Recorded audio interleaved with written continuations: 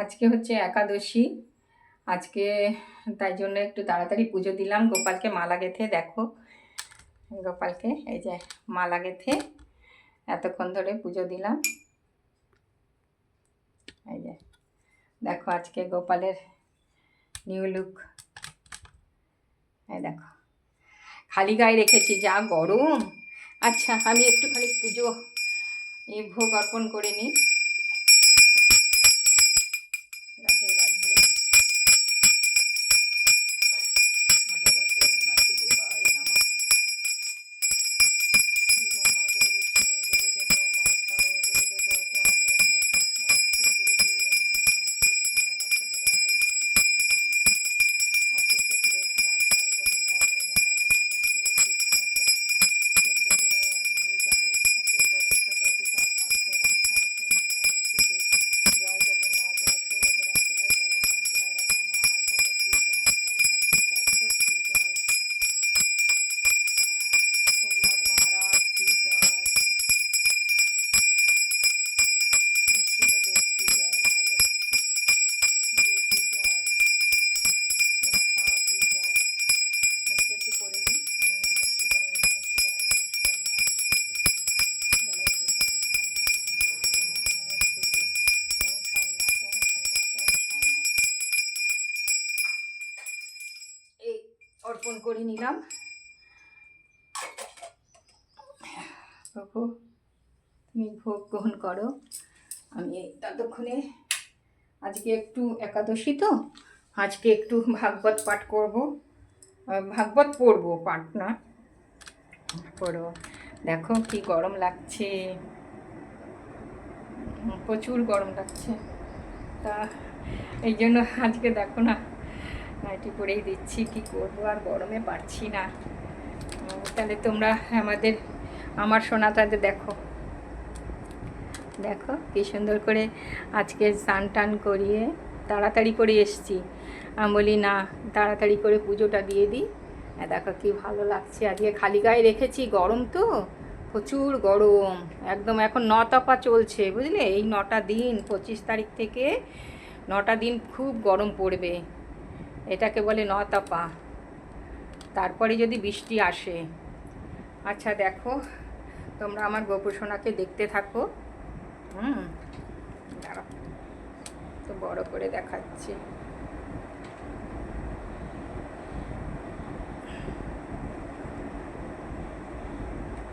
দেখাও গোপুসোনাকে, কেমন একটু বড় করে দেখাবে।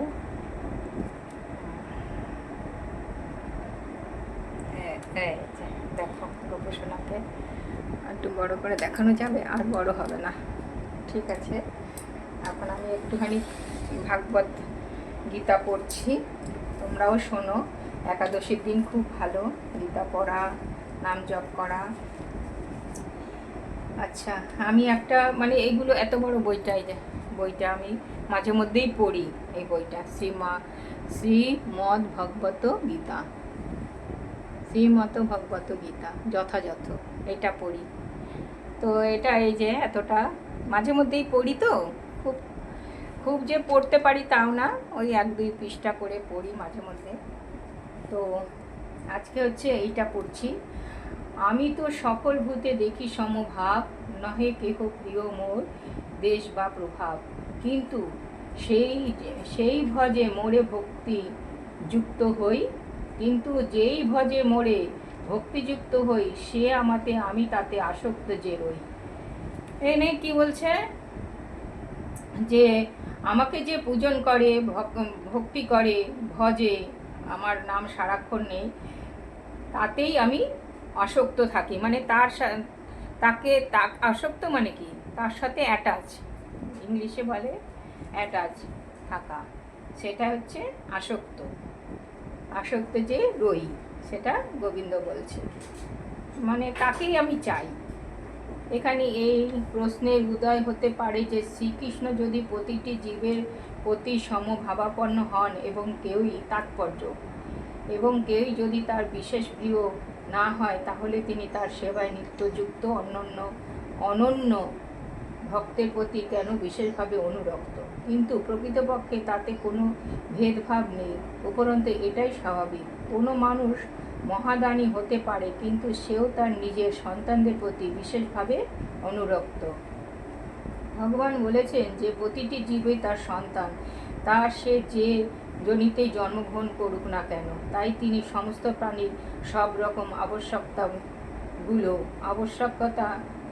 আবশ্যকতাগুলো উদারতার সঙ্গে পূর্ণ করেন। মেঘ যেমন পাষাণ, স্থল এবং জলে কোনো রকম ভেদ বুদ্ধি না করে সর্বত্রই সমানভাবে বর্ষণ করে, ভগবানের করুণাও তেমন সকলেরই উপর সমভাবে বর্ষিত হয়। কিন্তু তার ভক্ত অবশ্যই তার বিশেষ কৃপার পাত্র, অর্থাৎ ভগবান বিশেষ রূপে ভক্ত বৎসল। এই ধরনের ভক্তের কথা এখানে বর্ণনা করা হয়েছে। তারা সর্বদাই কৃষ্ণ ভাবনাময় মগ্ন, এবং তাই তারা সর্বদাই অপাকৃত কৃষ্ণ ভাবনামৃত ততে স্থিত থাকে। কৃষ্ণ ভাবনা এই শব্দটিতে ব্যক্ত হয় যে এই প্রকার মতি সম্পন্ন মানুষ শ্রী ভগবানে স্থিত জীবনমুক্ত যোগী। ভগবানের সেবাই করেন তারা। কৃষ্ণ ভাবনা মানে সবসময় কৃষ্ণকে ভাববে, কৃষ্ণ চিন্তা করবে, কৃষ্ণতে মগ্ন থাকবে, এটা হচ্ছে কৃষ্ণ ভাবনা। কৃষ্ণের জন্য সব কিছু, খাওয়া দাওয়া বহুর জন্য সব কিছু। শ্রীকৃষ্ণ এখানে স্পষ্টভাবে বলেছেন, ময়ীতে সে আমাতে সম্বন্ধযুক্ত।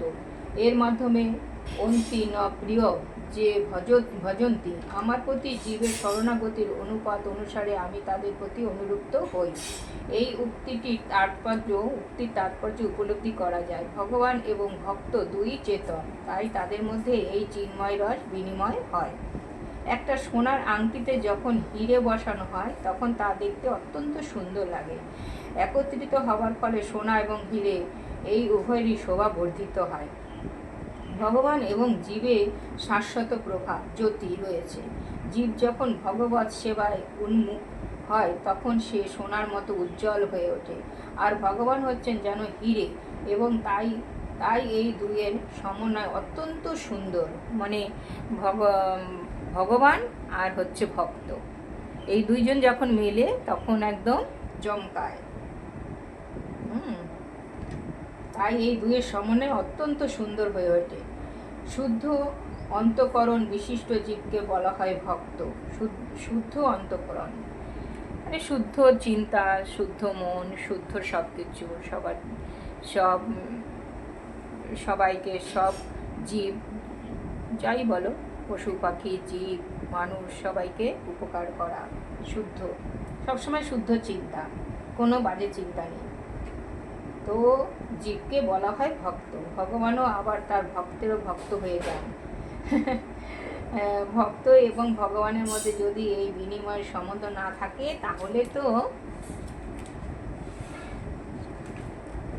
তাহলে ভগবত দর্শনের সবিশেষ সত্য থাকে না। নির্বিশেষবাদে পরতত্ত্ব এবং জীবের মধ্যে কোনো রস বিনিময় হয় না, কিন্তু সবিশেষবাদে অবশ্যই তা হয়। এই উদাহরণটার প্রায় অবতারণা করা হয় যে ভগবান কল্পবৃক্ষের মতন, এবং তার কাছে যে যা চায় তিনি তাই দান করেন। কিন্তু এখানে এই তত্ত্বের বিশেষ বিবেচনা করা হয়েছে। এখানে ভগবানকে তার ভক্তের প্রতি বিশেষভাবে পক্ষপাতী বলা হয়েছে, যা তার ভক্ত বৎসলতায় প্রমাণ করে। ভগবানের এই ভাব বিনিময়কে কর্মফলাধীন প্রাপিত কর্ম বলে মনে করা উচিত নয়। তিনি তো সেই দিব্য অবস্থায় স্থিত যেখানে তিনি এবং তার ভক্ত নিত্য ক্রিয়াশীল। ভগবত ভক্তি এই প্রাকৃত জগতে ক্রিয়া নয়, তা সেই বৈকুণ্ঠ জগতের সম্পদ, যেখানে সচ্চিদানন্দময় দিব্য ভক্তিরস বিরাজ করে। তো কিছু কিছু বুঝলাম, কিছু কিছু বুঝি না। অত তো আমি জ্ঞানী না, বা অত আমরা পড়াশোনা আমি জানিও না। যারা ওনারা অনেক ভালো জানেন, মহাপুরুষরা যারা সবসময় থাকে, মহারাজ মহাপুরুষ, ওনারা খুব ভালো জানেন এই সমস্ত।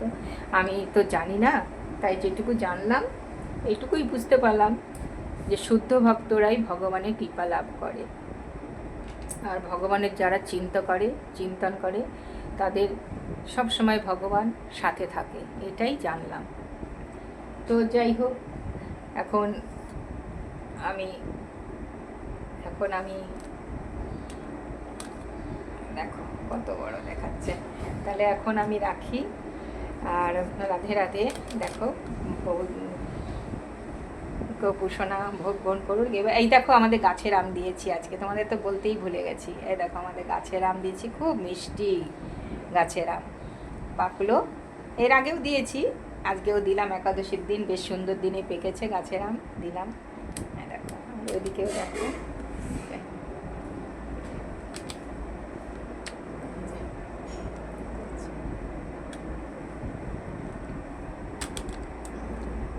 ভিডিওটা খুব বড় হয়ে যাবে। দেখো আমার গোপুসোনাকে দেখো মালা গেঁথে দিয়েছি আজকে, কি ভালো লাগছে দেখতে।